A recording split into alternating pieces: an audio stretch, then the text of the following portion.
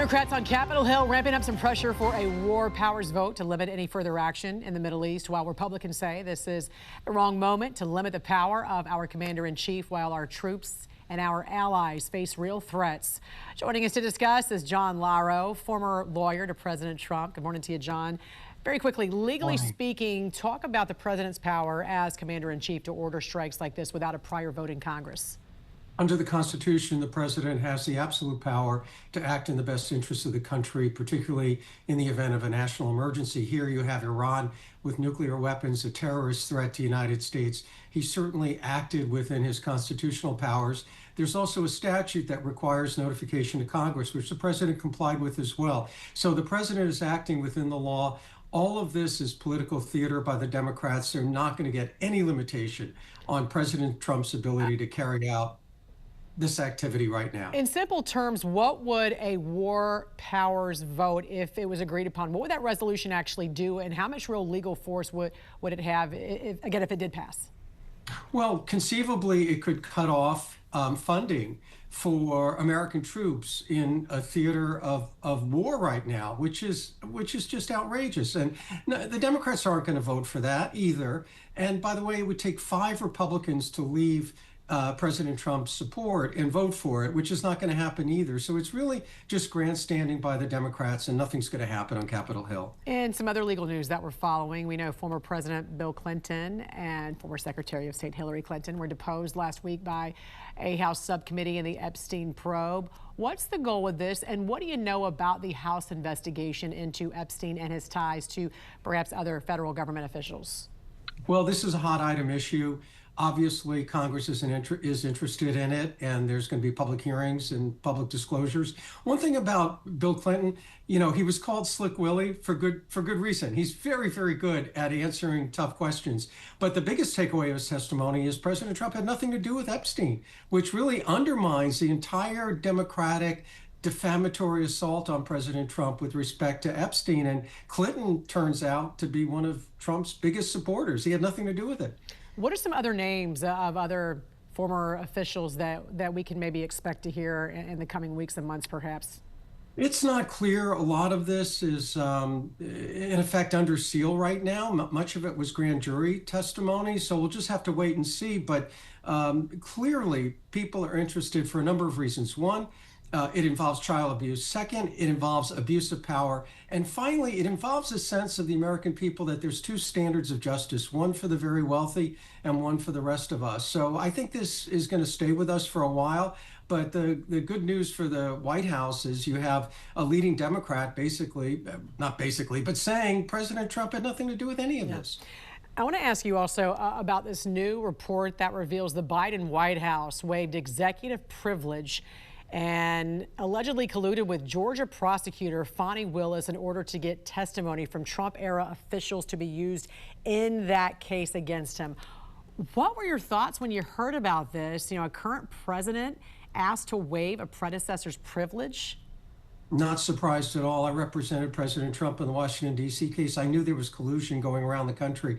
This was all orchestrated by the Biden administration to weaponize the criminal justice system to go after a political candidate, President Trump, in fact, go after a political movement. Everything they did was to try to disrupt his campaign. I'd like to see the outrage of the Democrats in terms of using the criminal justice system in this way. What Fannie Davis did in Georgia was an absolute disgrace, and she got I guess set on her own fanny with that case, right? I mean, the whole thing got dismissed. All right, former lawyer to President Trump, John Lauro, always a pleasure talking to you, sir. Thank you so much for joining us this morning. Have a great week.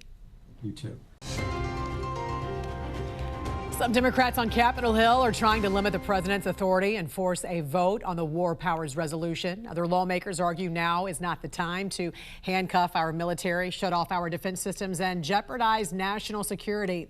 Joining us now to discuss is Tennessee Senator Marsha Blackburn. Good morning to you, Senator. You are one of those senators against this war powers vote. Democratic Senator John Fetterman, already a hard no. How many GOP senators would actually even vote for this? I mean, is this DOA? Jan, I never speak for another senator. What I can tell you is this. As I have talked to Tennesseans this weekend, they are grateful that President Trump took action. They are grateful that the Ayatollah is gone and that this reign of terror has ended. They are very hopeful for the Iranian people that they are going to grab this opportunity to establish a democratic form of government. And the Iranian Americans that live in Tennessee that I've talked with have been sharing video that they have gotten out of Iran or that they're getting from other countries that show the celebration and the support for the Ayatollah being taken out. We also know there's going to be probably some GOP Congress members who could vote for this. So everyone will have a chance, every lawmaker will have a chance to put it on the record this week, it looks like. But we're also operating without full DHS funding. How serious is it to be in a partial shutdown of Homeland Security right now? And what do you say to Democrats who are holding up this funding bill? You know, I tell them they've picked the wrong fight here. And when you look at DHS funding, 35% of it is FEMA. And of course, whether it is Tennessee or the East Coast, FEMA is hard at work helping people recover from storms.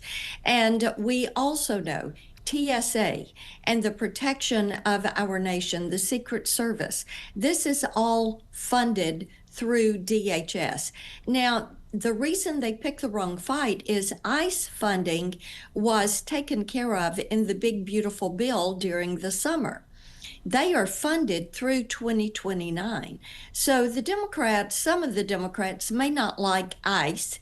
They may not like what they're doing, but you're not going to address it by attacking the funding for the Coast Guard, for TSA, for FEMA, and for other DHS operations. Right, and you're putting security at risk as a result. And speaking of which, you have introduced the Migrant Crime Reporting Act, which would require states to publicly track crimes committed by illegal aliens. Why is that transparency so important, and how would your bill give states the tools to report this data?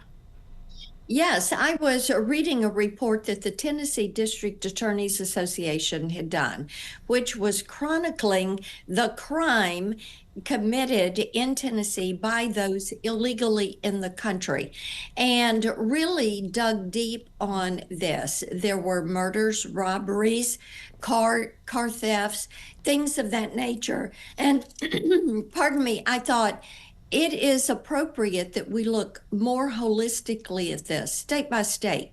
What is happening in states that have sanctuary policies? What is happening in states without sanctuary policies?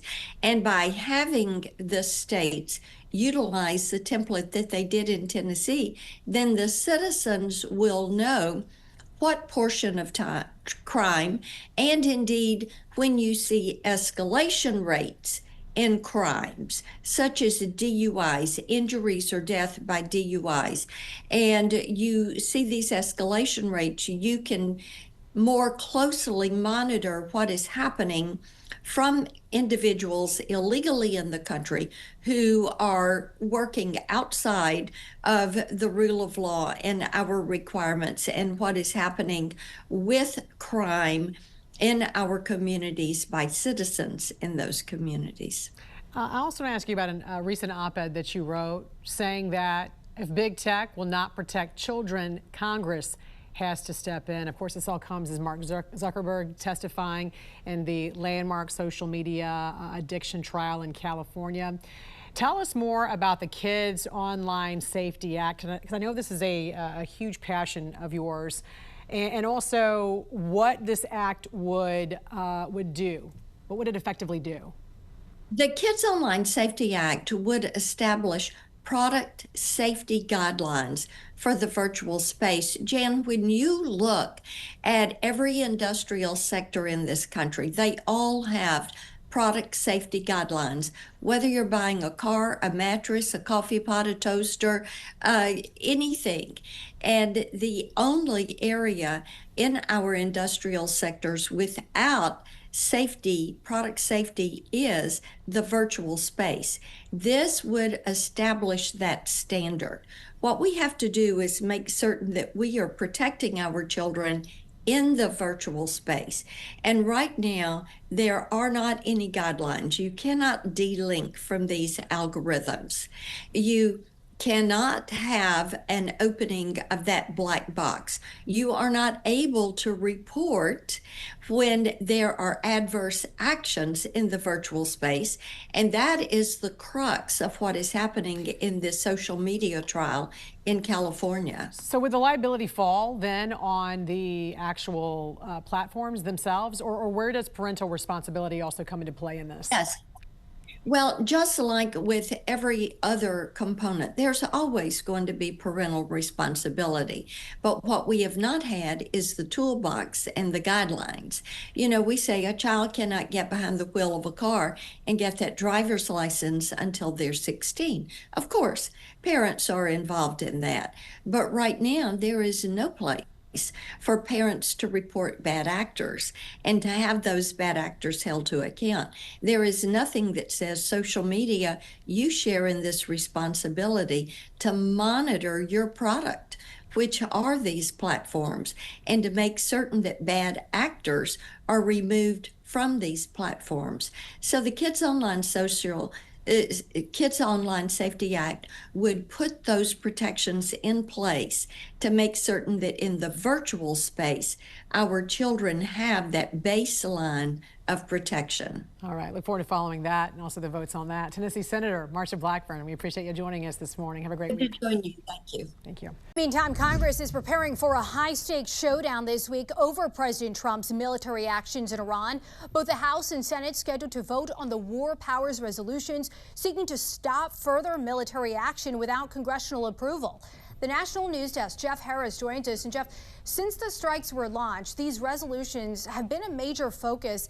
Tell us more about this specific law and what lawmakers are now saying. So the War Powers Resolution is a federal law designed to check the president's power to deploy forces to an armed conflict without getting congressional approval. Those backing the law say the administration gave no evidence of an imminent nuclear or missile threat justifying Trump's actions, a claim that's being refuted by those against it. Both the House and Senate now bracing for a showdown this week over President Trump's authority as commander-in-chief. Lawmakers expected to vote on war powers resolutions intended to halt further military action against Iran without congressional approval. And Donald Trump chose intentionally not to come before Congress, which is why we're going to force this vote on a war powers resolution and make sure that we do everything we can to constrain him at this point in time. I think the president is acting to keep America safe and to make America safer. Iran, for 47 years, has been the world's leading state sponsor of terrorism. Secretary of State Marco Rubio telling the press Monday the administration was in compliance with the law, briefing congressional leaders known as the Gang of Eight before the operation, adding the strikes were a proactive defense measure to address an imminent threat. There absolutely was an imminent threat, and the imminent threat was that we knew that if Iran was attacked, and we believed they would be attacked, that they would immediately come after us. And we were not going to sit there and absorb a blow before we responded. Meanwhile, Monday morning, Secretary of War Pete Hegseth also pointing to an imminent threat from Iran, specifically a conventional shield for their nuclear projects. Iran was building powerful missiles and drones to create a conventional shield for their nuclear blackmail ambitions. But some Democratic members of the gang who were briefed by Rubio Monday are criticizing the short notice that was given and lack of prior congressional approval. I've said before, I've said now, there was no imminent threat to the United States of America by the Iranians. Now, while most Republicans support President Trump, Senator Rand Paul and Thomas Massie are pushing for the resolution. Massie writing on X, quote, "I am opposed to this war. This is not America first." Meanwhile, Democratic lawmakers, most notably John Fetterman, have voiced support for the military operations, dismissing the war powers vote as a, quote, empty gesture. This was an incredibly precise and successful strikes, and they eliminated most of the leadership. So here we are. So yes, I do support that. Take a look here. Our researcher finding multiple previous presidents, including Ronald Reagan, George H.W. Bush, Bill Clinton, Barack Obama, and Joe Biden, have all taken military action without prior congressional approval, although later Reagan did seek authorization. Coming up on Tuesday, the Trump administration will hold briefings with both the House and the Senate, with top officials like Rubio, Hegseth, and CIA Director John Ratcliffe all expected to be in attendance. Reporting for the National News Desk, I'm Jeff Harris.